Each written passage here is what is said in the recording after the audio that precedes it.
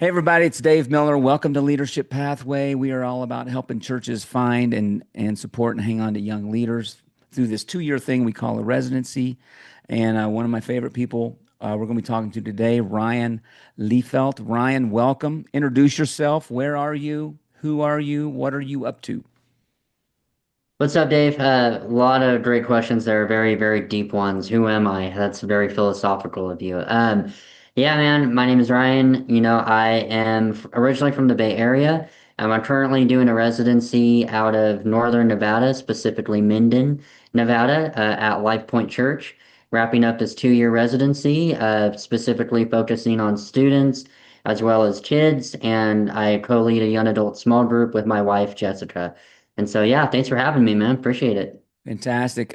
Take us back to high school. Let's go back to high school. Who were you in high school? Were you an athlete?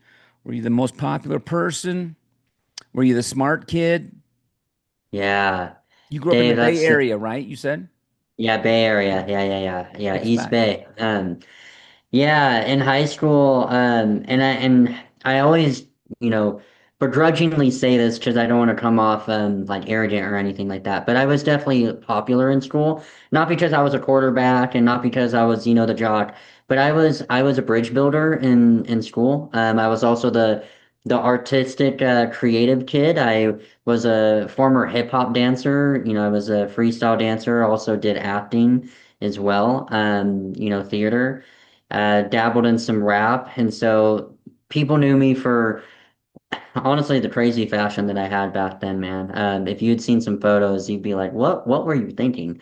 But that was me. I just loved, kind of being myself, but also getting to know other people and kind of being friends with everybody, honestly. So that was me in How high school. how did being a bridge builder, how did God use you in that way? Because in high school, Hmm. you know, we're in cliques.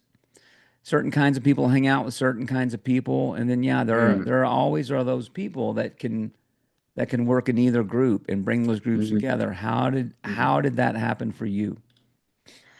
Yeah, how it happened. I remember freshman year when I got there, there's different middle schools in the area, and so when those middle schools, all merge into the one high school, you got different friend groups that know each other and those of them that I don't know.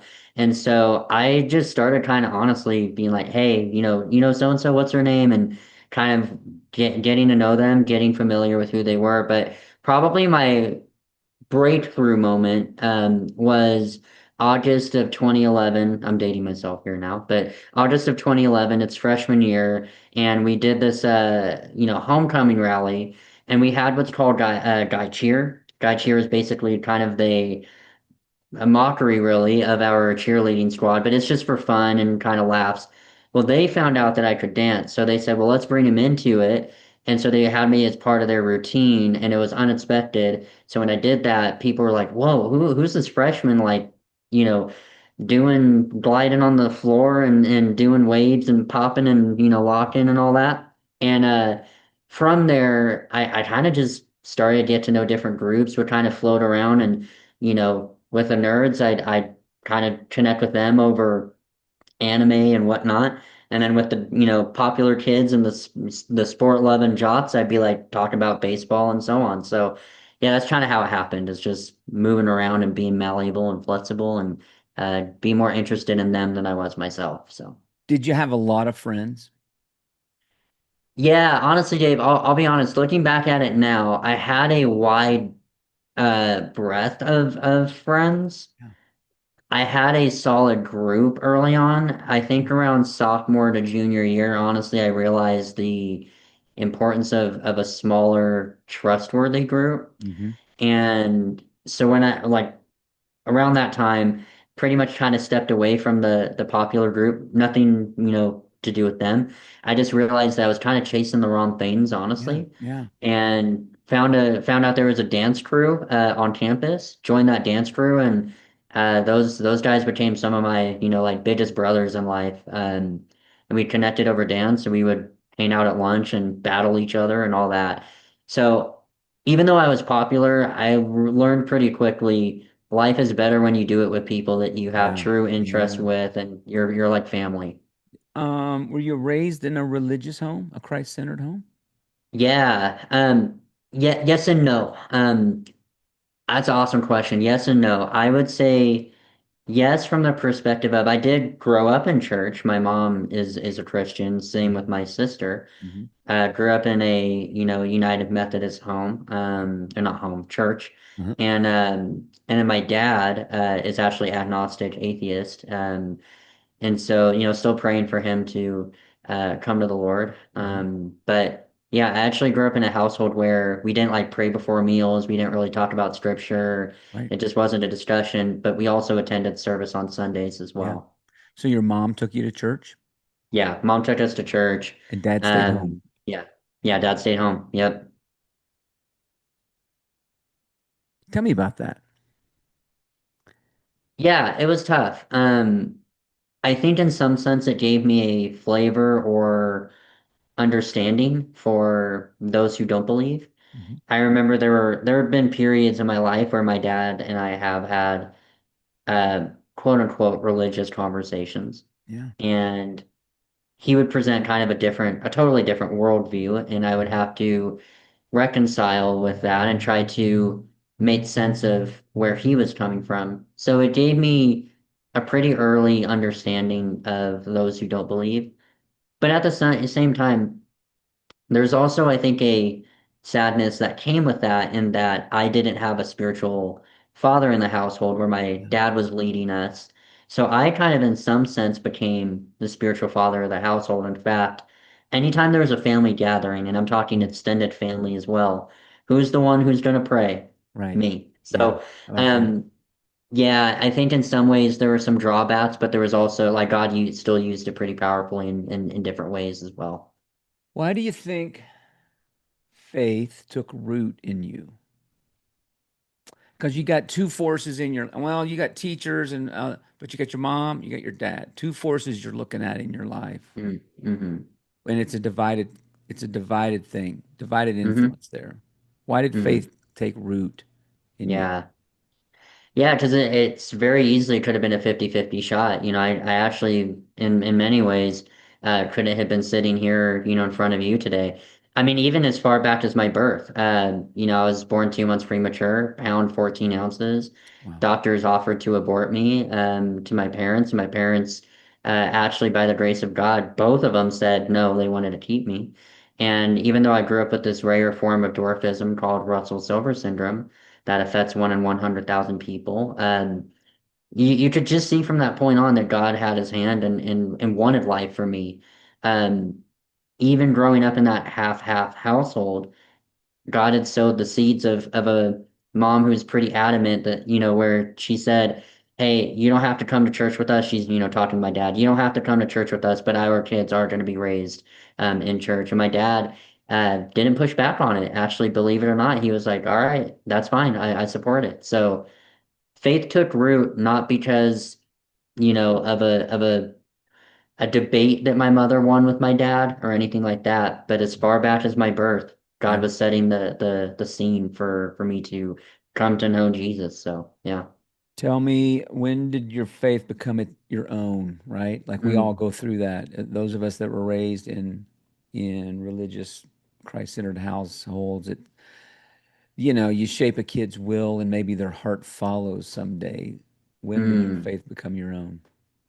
Yeah, throughout elementary school and infancy and so on, being a toddler and all that. Because of my medical condition, I was a lot smaller and shorter than others, and so that brought within me this need almost to prove my existence, to prove why I'm here, to validate why I'm here. I did that in different ways. One of the ways being acting, and that was um, both a gift and a curse. It helped me in a lot of ways, but it also kind of became an idol where if I was on stage, if I was performing, if I was making people laugh or smile, that's how I got my validation. Mm, But in church, my Sunday school teachers started talking about this, guy named Jesus who didn't care about any of the stuff that I brought to the table, but in fact, he just loved me for me and he wanted to know me. He wanted to have a relationship with me. And so at ages 8, 9, and 10, I started just getting really curious about who is this guy that they're talking about?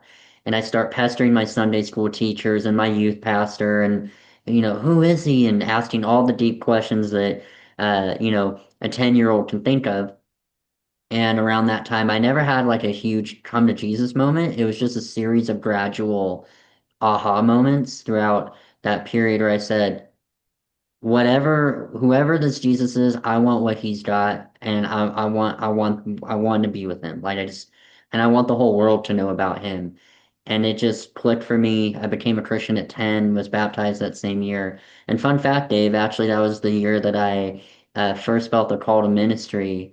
But I didn't know what that looked like. I just wanted to spend the rest of my life sharing about Jesus. So that's where it started.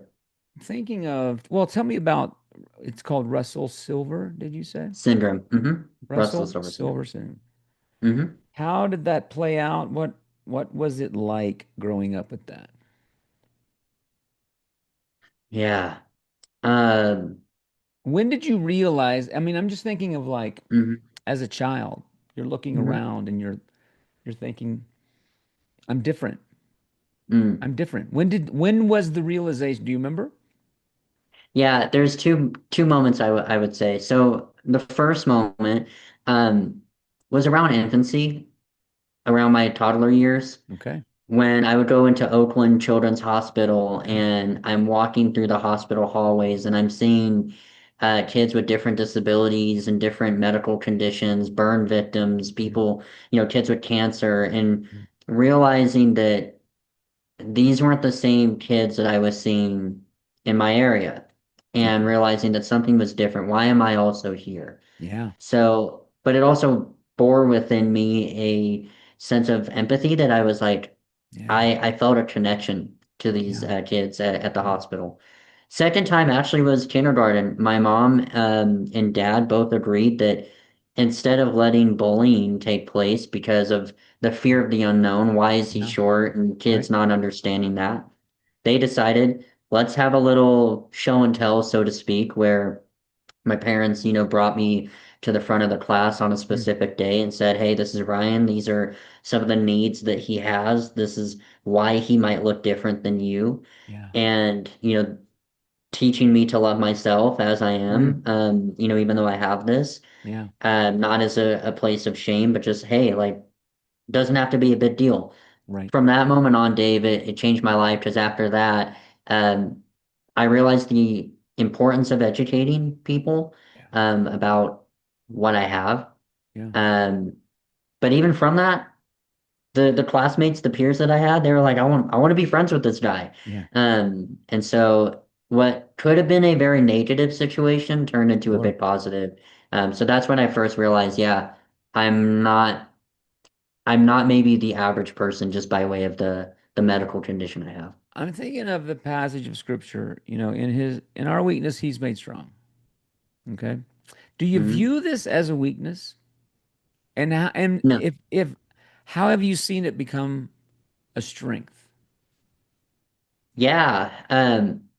It's not a weakness at all. Right. In fact, the way that I've always looked at my Russell Silver syndrome, and I, just for sake of saying it, I usually abbreviate it to RSS. So, but people with RSS, I don't view them or me as a weakness.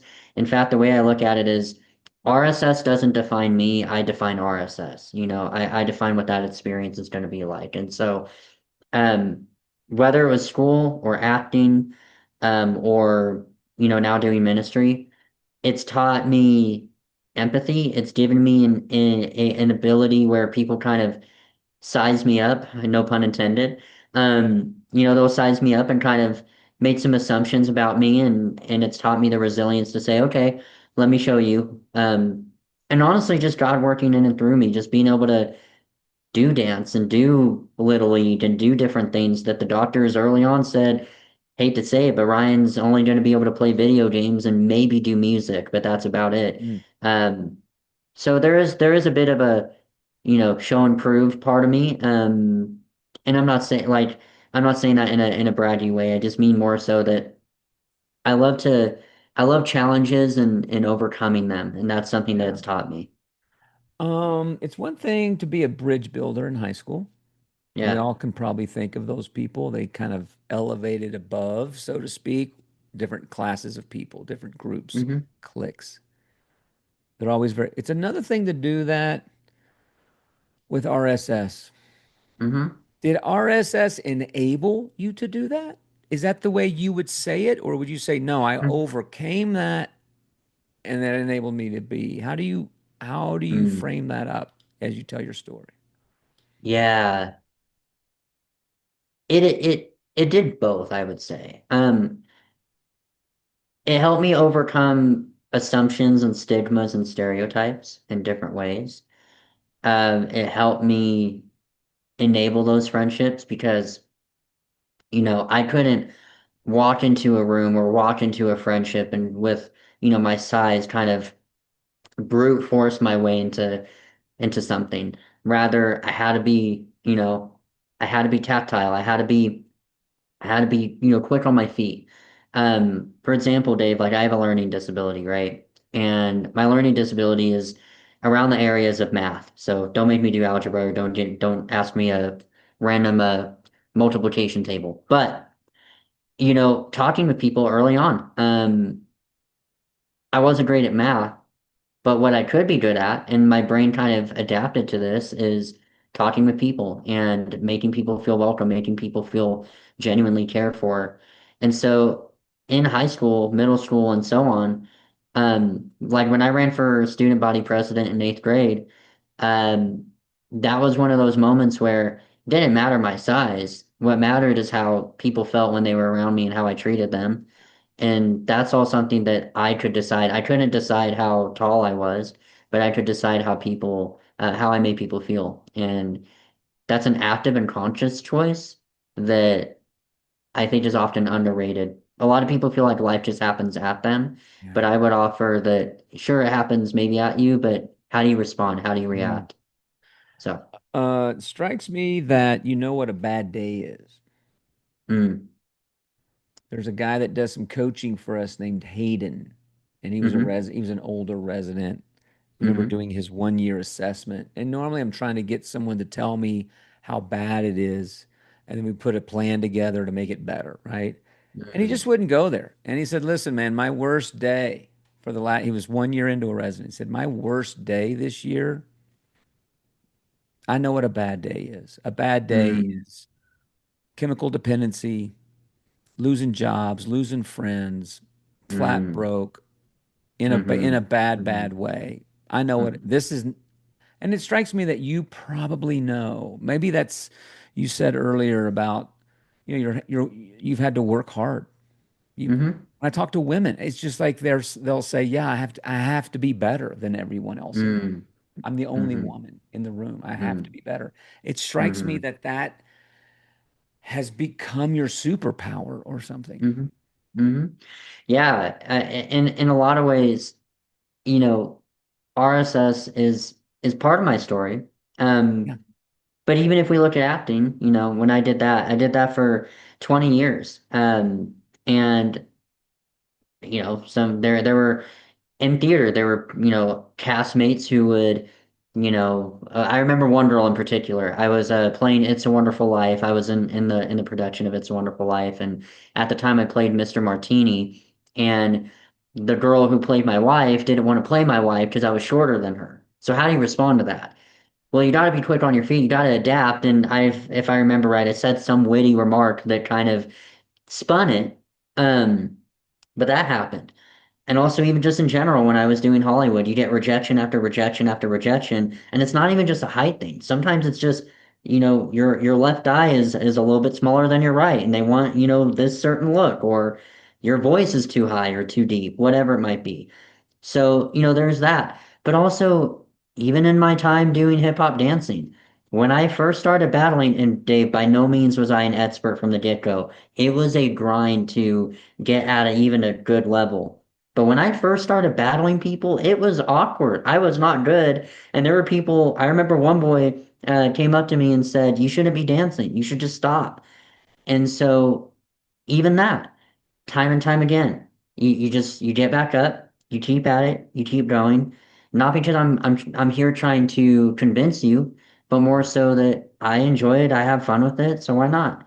So yes, you're right. I know bad days for sure. Yeah. Um, but I feel like it could always be worse. And Yeah, also those bad days can have little rays of good days within for them. sure. Um, you said you felt like you wanted to go into ministry when you were 11, I think you said, Yeah, 10 or years old, 10 yeah. years old. Later it got more serious or it got louder. Hmm. When did that happen and how did that happen? Yeah, my journey into ministry for a while there took a parallel path. Actually, all the way clear up until junior year of high school, I was still writing on all my, when they do those, like, what do you want to do Hmm. in college? What do you want to Yeah. study? I had one of those and I still was writing. I wanted to be a pastor. I wanted to Oh, be a wow. minister or something like that. Wow. And I got signed into an agent February of 2014 Okay. after a successful run in theater. And so that kind of took, me sideways and I took a detour, Yeah.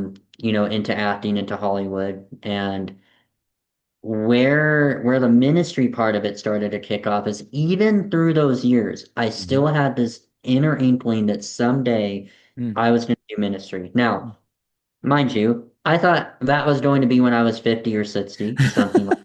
I thought you do ministry when you're on the older end. Yeah. I don't know why I thought that, but Yeah. that's what I thought. Yeah. And in 2022, I'm in the thick of, doing the Hollywood thing and just realized I still feel Mm. this nudge. I just feel this call, this draw. It's like um if you've seen Star Wars: A New Hope, when the Millennium Falcon is getting tractor beamed into the Death Star, that's how I felt. I felt like I was getting tractor beamed into this ministry call.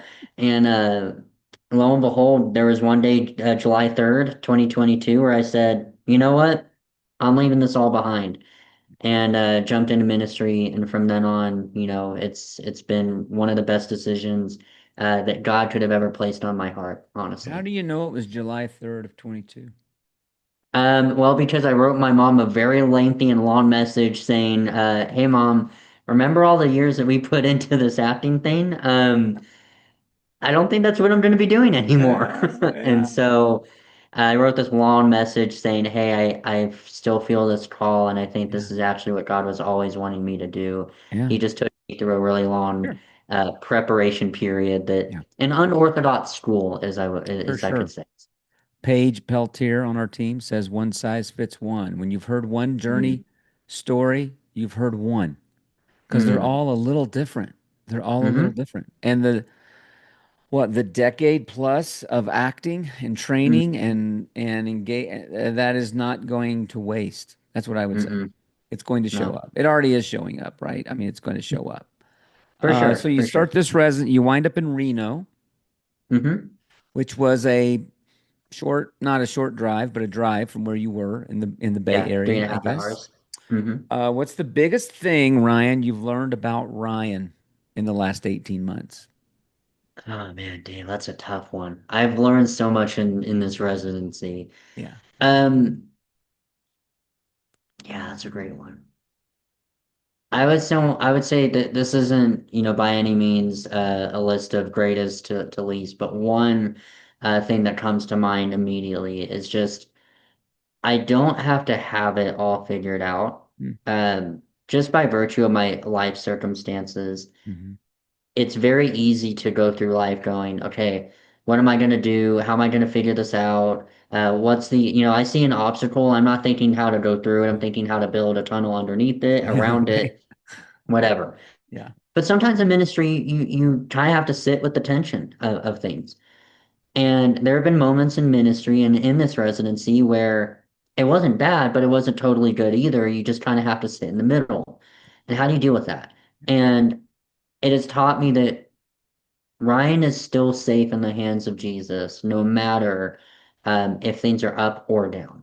Mm. Um, Second thing that I've learned, you might work with people who are drastically different than you and who have drastically different personalities.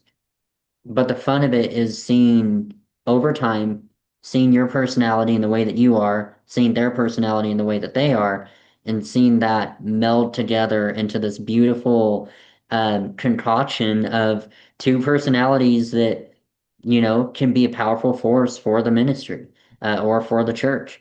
And so working with people who have a different life, than you or personality is a beautiful way to see how God has wired people. And instead of pushing against that, or, you know, even just admittedly going, oh, my way is better, looking at them and going, yeah, how could I maximize the way that you're different than me? And how can we make the most of this into something beautiful? So yeah, those are a couple things that come to mind in terms of how I've changed in the residency and lessons learned.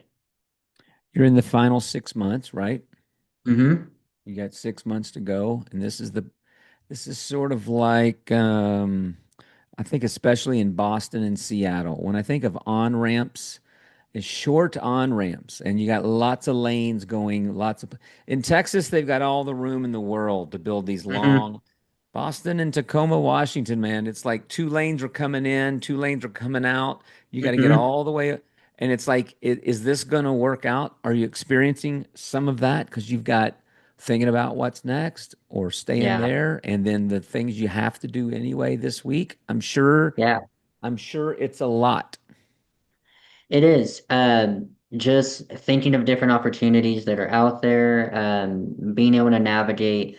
I mean, I'm married, so, and I'm less than a year married. We got married Mhm. April of last year. And so, now being January 2026, Yeah, what does that look like for me and my wife, Jessica? What's that next step? yeah, So, yeah, there's a lot of chaos and, navigating rough waters. yeah. But I think an important fact about that I want to make sure I highlight is the importance of good people in your life. And I can just speak, from a resident perspective. Dave and Kristen Miller, like, you guys have been awesome about, walking me through the process, being there for me. We've had our calls about, some of the difficulties and bumps in the road that I've had. And I mean, having a strong support system, whether it's your family, church family, colleagues, coworkers, so on, it's instrumental. So that is one thing that's keeping me alive, especially in a crazy, chaotic season where everything is a maybe and I'm not quite in the yes or no section in Maybe. life. Yeah. Okay, don't answer this question in light Okay. of what you've heard one of us say. Okay? I want you to think only of your own experience. Okay. Let's just pretend you have nothing to draw on other than your own experience. If someone, Okay. I still get this question, and the question is this: are there any church jobs out there? Are churches looking? I get this, I still get this asked of me. Someone will say, I've been sending resumes. I don't get a lot of response. It didn't feel like there's, or a parent, a concerned Mm, parent. My son, my mm, daughter is thinking about ministry. Is mm, this viable? Like, is there going to be work? mm, Based on your experience, mhm. how do you answer that as Ryan, you're 18 months into this? Yeah. Yeah, there's 100% work out there. And the reason why I say that is because you're also doing work in the residency. Because even if you're doing a residency, it's not an internship. You're not just filing papers, Right, all day. right, You might have to do that, but right. all in all, like, even for me within the residency, I'm a firm believer what you put into it is what you're going to get out of it. Yep. And so I've been functioning essentially as a pastor or a director for the last, at least, let's say, 6, 7 months, Yep. a year, Yep. where I've been in some situations where I've had to step in and pastorally lead, a student or a volunteer leader.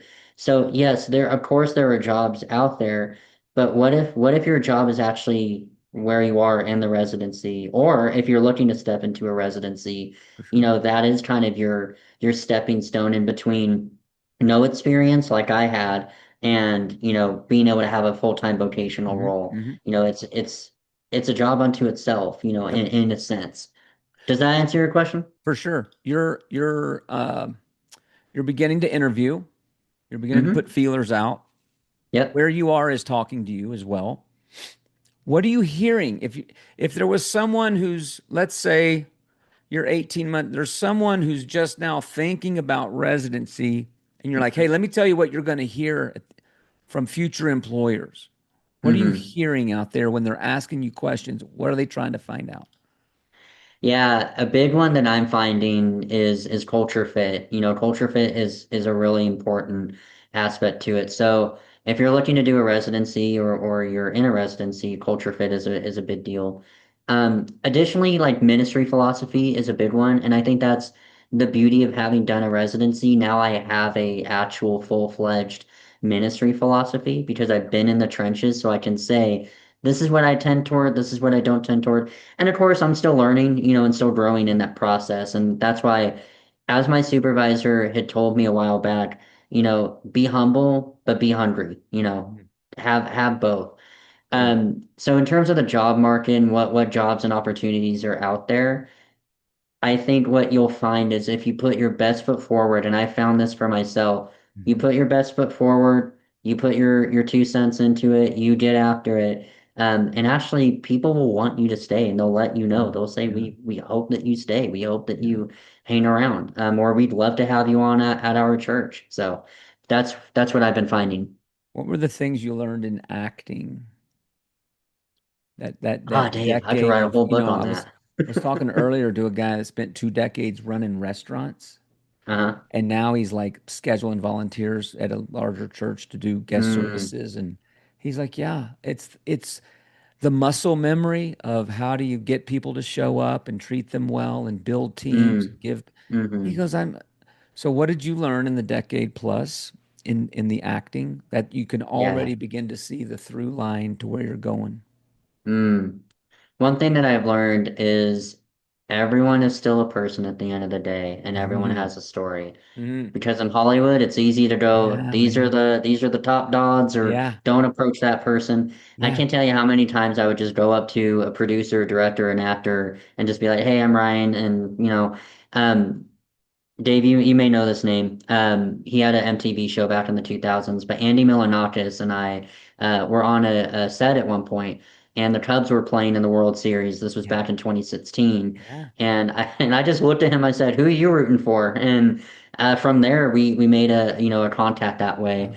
yeah, So even something as simple as me asking about who yeah, he's rooting for the World yeah, Series can go a long way. yeah. The reason why that matters in ministry is it's easy when you're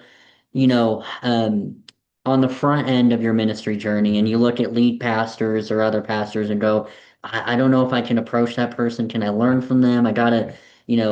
I gotta come correct and act a certain way. They're people just like you, and they Yeah. struggle and they have, they bleed red just like you do, things like that. So I think that is one thing that acting has taught me. And also another thing that I would just add is, um, the importance of getting after it. And what I mean by that Yeah, is it's good. sometimes you'll have an obstacle come up, just like I did time and time again when I would get rejected for an Yeah, audition. yeah, But sometimes you gotta go and create the thing. When I yeah, would go and make my own little short films or yeah, whatever, so that people could see what I was doing, yeah. sometimes if that's what you gotta do in ministry. You gotta have that mindset where you go, okay, this thing doesn't exist currently, so why don't I just go build it and make it myself, Sure, sure. with the help of others. So inviting others into the process is another key. So Ryan, yeah, I'm doing that every day, man. I'm doing that you gotta every do day. it. These lessons, and I know we've talked about this, but the things you're learning, the things you're up against, it's not like over the next hill. You get over the, it doesn't, it doesn't feel like it coasts to me. Mm, It feels like mm-mm. you pass the test, you're faithful, you show up, you do the things you have to do, Yeah. and you do them in a way that honors Christ and his kingdom. Mm-hmm. And And then you have fun get, doing it. and you have fun, and then you get to do something different. The tests continue. Mm-hmm. And Yeah. what if I hop in a time machine and I go out 3 or 4 years and I find you? Where are you? What do you think you're doing? Yeah. 3 or 4 years from now, I'm rocking and rolling in student ministry. Okay. I'm loving on those students and having a Yeah. blast, with them. But I'm also creating and building systems for those students to flourish spiritually. Okay. Uh, Hope to have a kid or two by then. So that'll be fun. Yeah. Um, more, and I would honestly say, Dave, before any of that, Yeah. that I would be more in love with Jesus Yeah. than where I'm at now. Something And tells me that, that's going to happen. thanks, man. I appreciate that. Something Yeah, tells me just that's that going that to would happen. continue growing. In 4 years, if I find you and you're like, yeah, I went back to Hollywood, I'm a successful movie producer.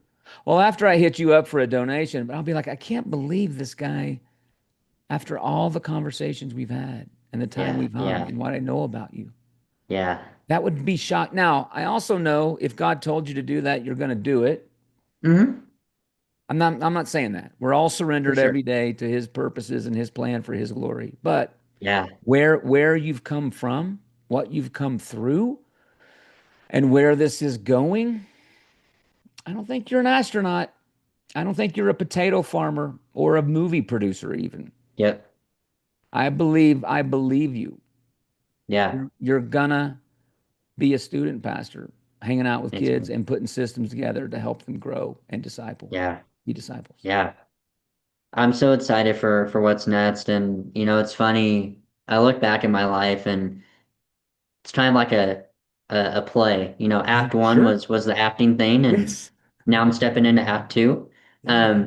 Residency is kind of like an intermission, so to speak. It I'm rehearsing totally and is. practicing my lines for the next role. But yeah, I think the future is bright, and I would say honestly, residency couldn't have come at a better time. Yeah. Yeah, How did you, how did we connect? Did someone point you to this? Did you randomly find it? I can't remember. yeah. It was Do you actually your remember? daughter, Sydney. Slingshot So group at Slingshot. yep, Slingshot. So That's I right. had reached out to a church on Slingshot, thinking I'm fresh out of acting, and Yeah. really with a year, I believe, Yeah. under my belt with my master's. Yep. I wasn't even done with my master's Yeah. yet, and I'm out here just reaching to churches, hoping that someone takes a shot. And yeah, Slingshot said, "Hey, probably not going to be a fit for you, but hey, Right. there's this thing called a residency, Yeah. Yeah. and it's with Leadership Pathway. Why don't you reach out to them?" That's And then I right. reached out to them and got connected. And Dave, as they say, the rest is history. Shout out to Sydney Chase. Shout out to Sydney. She's such a real one. Shameless plug there. Shameless. Oh, they know Jamie and Benny's mom. Shout out to Jamie and Benny. Listen, uh, we're all gonna be saying we knew you when. That's my sense, man. Hmm. That's my sense. I just in Dude, that his means a lot. weakness, in your weakness, he is strong. But you know what? In your Mm. strengths, he is strong too if you'll let him. And I Yeah, think you amen. prove that. You are already proof. You're passing that test. The next 6 months going to be crazy, man. Resumes Yeah. and interviews. And do you stay? Do you go? Do you go to the other side of the planet? Do you go Hmm. down to this? God's got that. He's got Mm. that Amen. forever. And it's a pillar of fire and a cloud by day and a fire by night. And generally the safest place, you already said it, the safest place you can be is in his kingdom. Yeah. Just Yeah. following. Just following. Yeah. 100%. And honestly, Dave, like the journey's so much easier when you got real ones with you through it, Yeah. such as Heck you yeah. and your wife, Kristen. I Yeah. mean, you guys are OGs here, as I would say. So, and I don't mean that age. I just mean such a wealth of Thanks for wisdom and that. knowledge. Thanks for that. So, I was going to edit. yeah. I was going to edit that, but you came back around. So now I don't have to edit. This has been fantastic. Thank you for the time. This is going to encourage so many people.